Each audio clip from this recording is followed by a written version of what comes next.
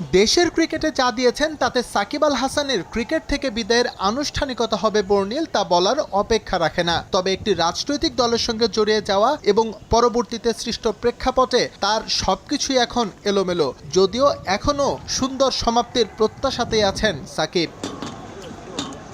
ক্রিকেটের সংক্ষিপ্ত সংস্করণের শেষ ম্যাচ জাতীয় দলের জার্সিতে সাকিব খেলেছিলেন গেল বিশ্বকাপে, যা নিয়ে আনুষ্ঠানিকভাবে কিছু না বললেও ভারতের বিপক্ষে নিজের শেষ টেস্টে মাঠে নামার আগে সাকিব দিয়েছিলেন অবসরের ইঙ্গিত। তবে এবার আর কোনো ইশারা ইঙ্গিত নয়, সোজা ব্যাটেই নিজের অবসর ভাবনা জানালেন সাকিব আল হাসান।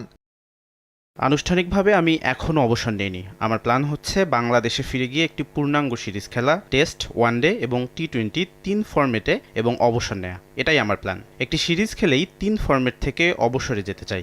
বিগত দিনে সাকিবের দেশে ফেরা নিয়ে বহু কথাই হয়েছে।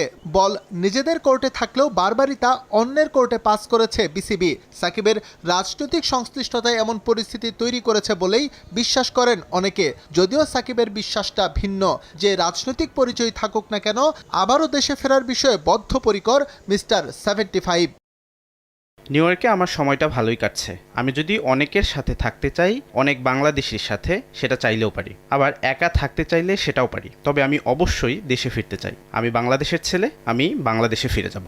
গেল বছর কানপুর টেস্টে ভারতের বিপক্ষে বাংলাদেশের হয়ে শেষ ম্যাচ খেলেছিলেন সাকিব। ওয়ানডেতে তার শেষ ম্যাচটাও ভারতের মাটিতে শ্রীলঙ্কার বিপক্ষে।